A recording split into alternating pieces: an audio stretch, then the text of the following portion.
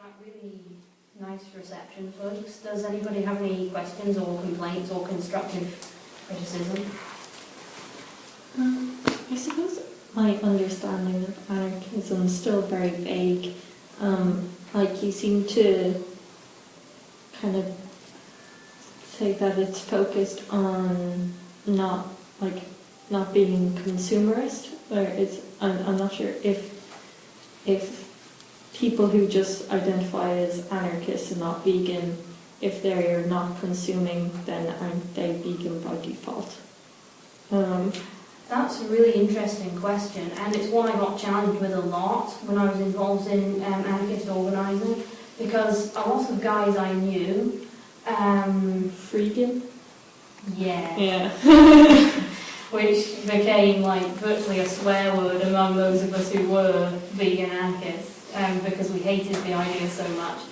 Freeganism, for everyone who doesn't know, is an originally North American concept, which involves, to the furthest extent possible, refraining from all consumption. Freegans usually, in a dietary sense, remain vegetarian, in that they will consume dairy products, honey, eggs, they just won't eat flesh. They tend to live mainly, as far as possible, on dumpster diving and other such tactics. And they make this distinction, which I have always found pretty illogical, which is you don't get flesh out of a bin, you will get milk out of a bin. And I've had many long arguments about that with people I know, along the lines of, if you have an ethical problem with the fact that somebody's dead flesh is in this bin, why don't you have the same objection to the fact that somebody's stolen breast milk is in this bin? It's pretty illogical. Though you're asking me, I suppose, why was my anarchist critique of the animal liberation movement so focused on anti-consumerism? Is that what you were asking? No, I was just, it was what you were saying, like... Was it more a case of, why do so many self-proclaimed anarchists seem to think that vegetarianism is consistent with their philosophy? No, just I wonder how you don't consume, and if you don't consume, you know, is that the kind of central tenet of anarchism? Well, that's a really interesting one too, and the answer to that is theoretically no, because otherwise... question, sorry, I've forgotten. No, how I phrased that interesting questions. I want to answer them all. No, I think theoretically no, because if you consider what our vision of an anarchist world would look like, it wouldn't be all of us just going around patting each other on the back saying, yay, I'm not consuming anything. All getting very skinny. Well, I was thinking consumption in the sense of exchange economy.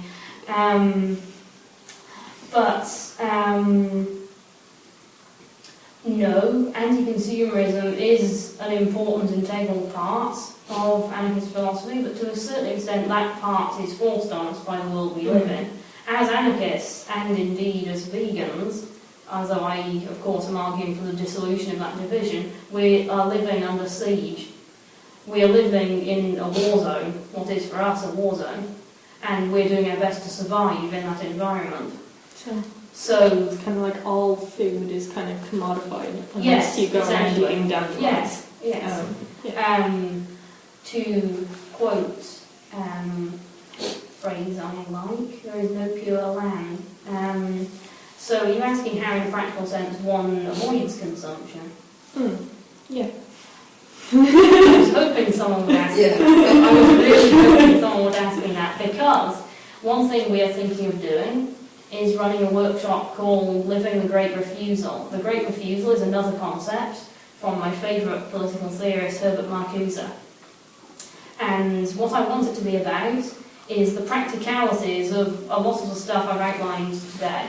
You know, so we're going to be going into how you actually live without capitalism in a world ruled by capitalism, you know. So, unfortunately I could talk for about 3 hours about that. Yeah. So I'm going to try and confine my comprehensive answer to that question to that workshop. Okay. But Community, is that it? yes, well, nothing can be done alone. Nothing effective can ultimately be done alone. The answer is community, hand in hand with the celebration of difference, and that is part of the essence of anarchy. I mean, if you're asking how does one remain ethically consistent in a capitalist society, You don't. you don't. Nobody does. And that's what I meant when I said that to a certain extent all our lives are inherently violent. Yeah. I'm not holding myself up as this amazing example of anti-consumerism. That would be both really deceptive and really arrogant, which are both qualities I try hard to avoid. But I use electricity, I have hot water, how are these things produced? Yeah. By a capitalist system. There was inequality and violence somewhere online, I think my highest ideal right now in the society I live in is a life of constant questioning, and never, which basically means never accepting something because somebody higher than you or more knowledgeable than you supposedly told you so, constant questioning. That isn't to say that you pick up something off the shelf and think for 10 seconds, how was this produced? Oh my god, that is so sad, it came all the way from Argentina, oh dear, now I'll go and buy it. Because if I was in one of these situations, what I refer to as a constant struggle for survival, and somebody came up to me and said, I thought really sadly about your situation today before I gave money to your oppressors, I would say, thanks very much, fuck off. So I'm not questioning along with action. The YouTube has just gone 18 certificates. Can I have a question? You can have a question. A couple of questions. There's a lot in that, so thanks very much for what you said. I think there might be 2 or 3 questions in this, but really I suppose the objection you get from your position is the usual kind of how practical is it? Yeah, so that's one thing I want you to kind of address, because that must be one of the things that people first, well, this is all very well and good, but, right? And then also, you said, thinking in your talk, you said that alliance politics was redundant. So I wonder if you could explain that as well. Yes. Okay. What 2 brilliant questions. Now, shut me up if I take too long about this, because I think poor Roisin regretted asking me so many interesting questions. Okay, the first one, how is it practical? I think to a certain extent I've already been talking a little bit about that, which is, it's not. And there is a line to be drawn between striving to your utmost to personally live that ideal and becoming completely ineffectual ivory tower revolutionary. You said in the Anarchist Book Fair that everyone was a hypocrite, including yourself, didn't you? Yes, absolutely. And one thing I really want to avoid is the impression that I'm setting myself up as some kind of oracle on the subject, which is far from the case. I'm as much a hypocrite as like anybody. But yes, an interesting thing in that regard is actually an interview with an anarcho-primitivist guy in a book called Sober Living for the Revolution, which is focused mainly on perspectives on the straight edge movement. But as you know, probably, anti-consumerism is a big part of straight edge philosophy. So that was gone into in some detail. And this guy kept being asked, he was saying, oh, we should all live our ideals, we should retreat from civilization, we should practice survival skills, and we should go live in the forests, and we should reject capitalism and just let them fight it out until everything crumbles away and we're left with this desert and we can reconstruct, real life. Well, several years ago there was that big debate, so you probably were a part of that, I don't know, but the vegan suicide thing, there was a big claim that to be a real vegan you should commit suicide because that's the only way you can cause no harm. Well, that's an interesting, though separate question, which is actually addressed in an anonymous essay called Half Revolutions in another book published by the Crime Think Ex-Workers Collective. And the 3 half revolutions that they focus on are suicide, shoplifting, and adultery, which are a strange combination of things. But sounds like one of my mornings. I really hope not. But they're saying that these things, they are an attempt at rebellion, and they are an attempt at integrity. However, what they all essentially do is leave the world the same. So, to a certain extent, from a political perspective, suicide is that half revolution. It's an attempt at complete rejection, and yet it leaves the world the same. You know, and also, it's, you know, I said in my talk, we have the luxury of deciding whether to join the struggle this week. That's another luxury we have, really, you know. There's plenty of people who live in unspeakably worse conditions than we're experiencing right now. We're all unfree, but there is unspeakably worse than that. And they don't have that option. I mean, you know, a hen in a battery cage. One tragic example, one tragic life. She just has to live every single minute of every single day. She doesn't have that option. So it's all very well for us to think, fuck this horrible world. Indeed, it's incredibly natural and rational for us to think, fuck this horrible world. But we are leaving someone behind, so that's an important thing to think about in that respect. Back to what you were saying about how far is this practical. You wanted us to, I wanted us to mainly leave that for discussion in the workshop about the Great Refusal concept. But suffice to say that this interview with this guy who claimed to be an anarcho-primitivist ended up being endless justification for hypocrisy and a defence of a long succession of false needs. Because this interviewer guy was actually pretty good. He kept saying, you know, okay, so we should all retreat into the forest. Why aren't you in the forest? He said, oh, because I'm here to talk to you about how we should retreat into the forest. Okay, fine, why are you wearing shoes? Well, you need shoes, you know. And, you know, you have a computer, you're in a band, blah, blah, blah. Yes, but, you know, to a certain extent, you have to sort of live within this world. So he had completely destroyed his own message. So it's an interesting case study in endless defence of hypocrisy. So I think ultimately the striving for consistency in your personal life has to be an element of your personal revolution. And the other element of your personal revolution has to be connection and cooperation, the creation of community.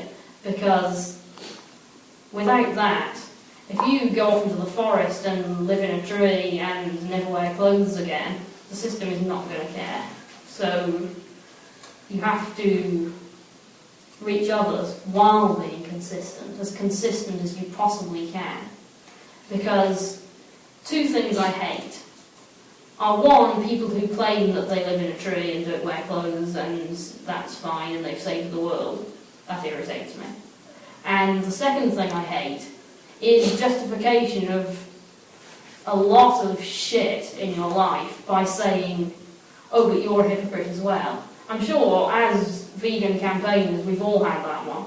People confront you and say, yeah, sure, I wear leather, I go to McDonald's, but look at you, you're wearing clothes and I bet those clothes were made in a factory that used child labour, blah, blah, blah. Therefore, because you are doing some conscious questioning, making some political decisions about your life, and yet they're not working, I don't need to make any decisions at all, you know. So I hate that, you know. People appeal to the impossibility of complete consistency to justify their own laziness, and I hate that. What was your other question, by the way?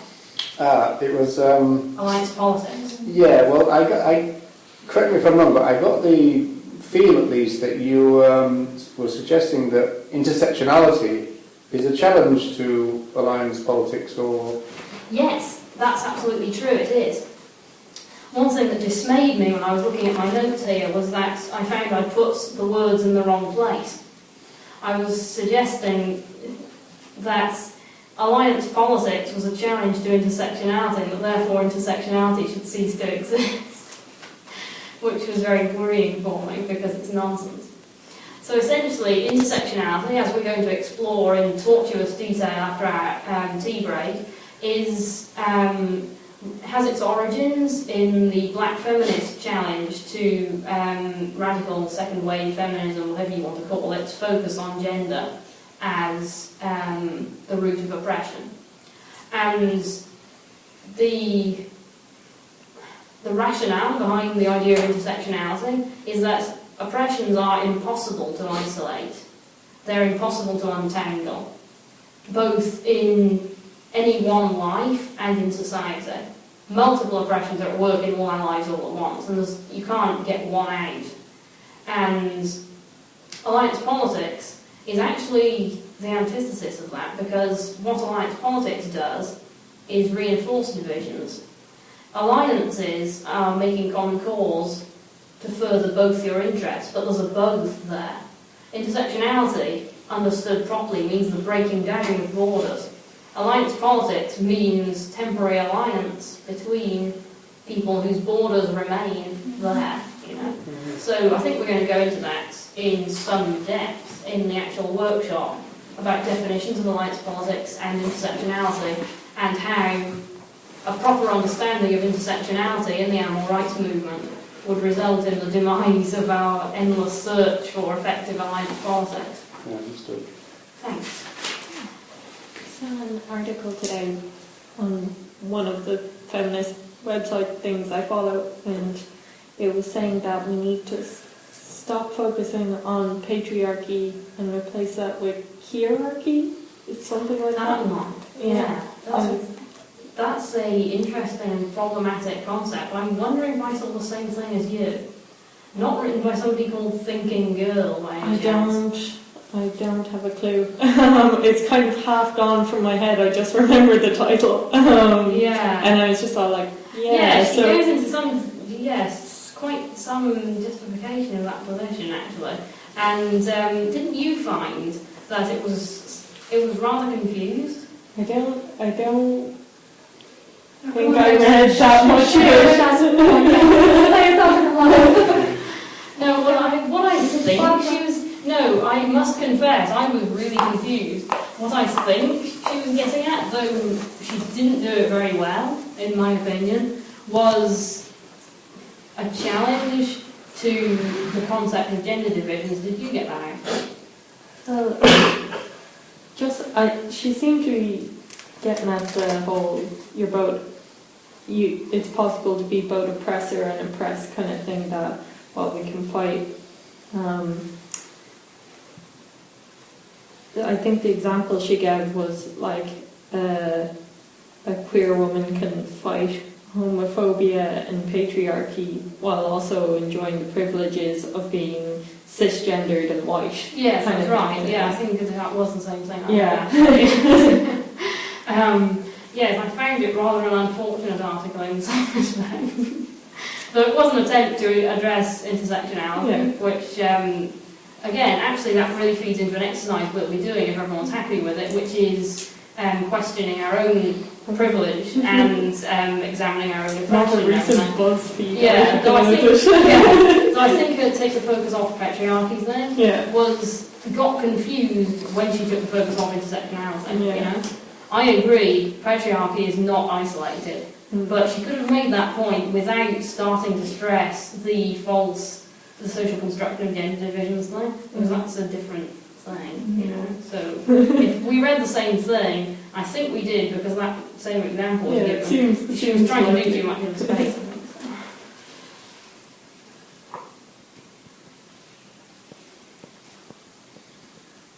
We done? Tea break. Tea break.